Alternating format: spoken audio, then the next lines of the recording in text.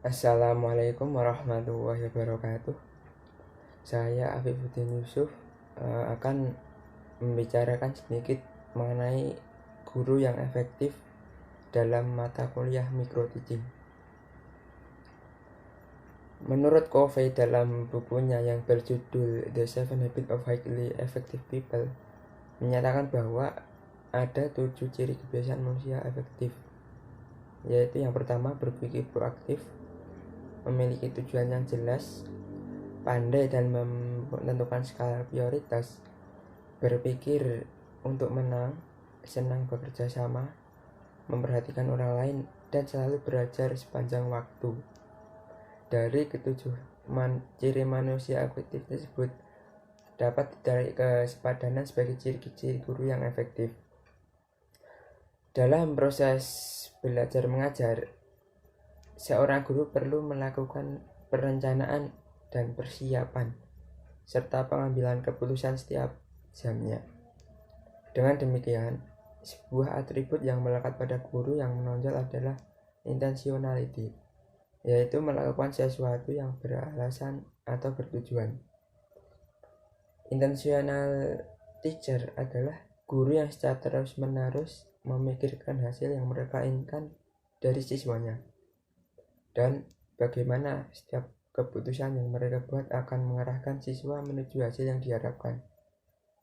Seringkali siswa belajar dalam keadaan yang tidak direncanakan. Namun, untuk menentang para siswa, untuk memicu usaha terbaik dimiliki, untuk membantu siswa melakukan loncatan yang konseptual, serta untuk mengorganisasi serta mempertahankan pengetahuan baru, guru perlu memiliki alasan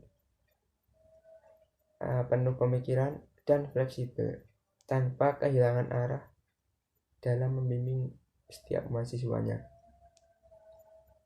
Selain itu, menurut Salvin dalam bukunya yang berjudul Educational Psychology, Theory and Practice, mengatakan bahwa terdapat juga kemampuan-kemampuan guru yang perlu diterapkan di seluruh level pendidikan, baik di dalam maupun di luar kelas, seperti memotivasi siswa, mengatur kelas, mengukur pengalaman terdahulu siswa, mengkomunikasikan ide-ide dengan efektif, memahami karakter siswa, mengukur hasil pembelajaran, dan meninjau kembali informasi yang diperoleh, yang menjadikan seorang guru disebut sebagai guru yang efektif tidak hanya mengetahui tentang materi pelajaran, tetapi juga harus mengetahui tentang keterampilan mengajar.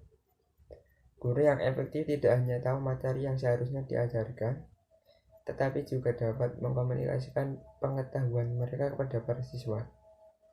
Yang terpenting adalah kemampuan menghubungkan konsep-konsep abstrak dengan pengalaman yang sudah dimiliki oleh para siswa. Menurut Wolfgram atau Hansen and Eller dalam bukunya yang berjudul Educational Psychology for Effective Teaching, mengatakan bahwa guru akan terus menghadapi tantangan dalam memotivasi siswa, mempertahankan disiplin, serta bekerja sama dengan orang tua, sama guru, dan administrator. Hal-hal yang di atas sangatlah penting untuk dilakukan oleh guru dengan melibatkan atribut dan harapan yang unik terhadap para siswanya. Cukup sulit untuk menentukan atribut apa yang dimiliki oleh guru untuk dekat dengan para siswanya. Meski demikian, fokus perhatian ini lebih kepada organisasi kelas, manajemen waktu, dan interaksi antara guru dan dengan murid. Aspek-aspek tersebut lebih mudah untuk dikuantifikasi dan diukur kepada aspek-aspek yang sifatnya sangat individual, seperti kehangatan dan kepedulian.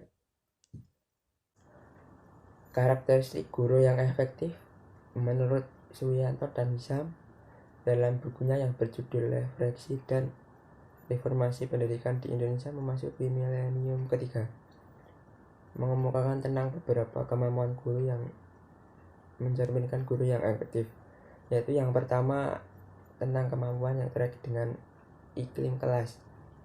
Kemampuan ini terdiri dari memiliki kemampuan interpersonal, khususnya kemampuan untuk menunjukkan empati, penghargaan kepada siswa, dan ketulusan. Memiliki hubungan baik dengan siswa, secara tulus menerima dan memperhatikan siswa, menunjukkan minat dan antusiasme yang tinggi dalam mengajar, mampu menciptakan atmosfer untuk bekerja sama dan kohesivitas dalam kelompok, melibatkan siswa dalam mengorganisasikan dan merencanakan kegiatan pembelajaran, mampu mendengarkan siswa dan menghargai hak siswa untuk berbicara dalam setiap diskusi, dan meminimalkan friksi-friksi di kelas jika ada. Yang kedua yaitu kemampuan yang terkait dengan strategi manajemen.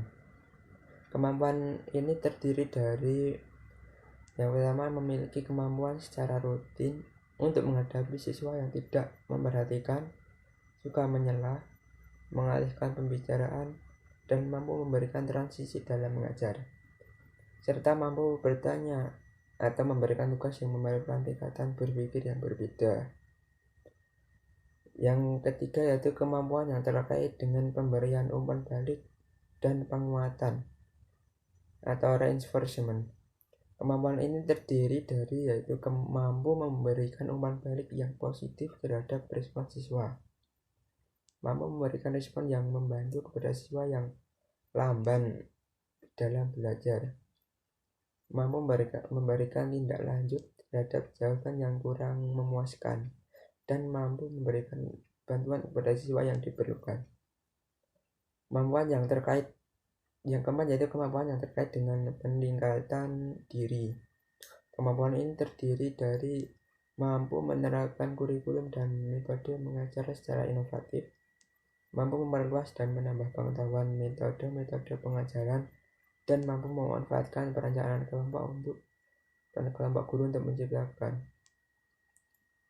Kemampuan guru untuk mengelola kelas dan menangani perilaku siswa akan mempengaruhi ketekunan guru dalam menghadapi kelas, terutama kelas yang bermasalah. Permasalahan ini kerap ditemui oleh guru yang masih baru. Oleh karena itu, usaha untuk mengembangkan kemampuan untuk menjadi guru yang efektif perlu dilatihkan sejak awal. LPTK perlu menyiapkan para calon guru agar dapat mengembangkan keterampilannya dalam mengajar, agar tercapai pembelajaran yang efektif. Keterampilan ini dapat tercapai melalui pembentukan karakter yang didapat pada saat pendidikan formal di pendidikan tinggi, dan terus dikembangkan melalui program pendidikan profesi guru atau PPG. Sekian apa yang dapat saya sampaikan. Terima kasih. Wassalamualaikum warahmatullahi wabarakatuh.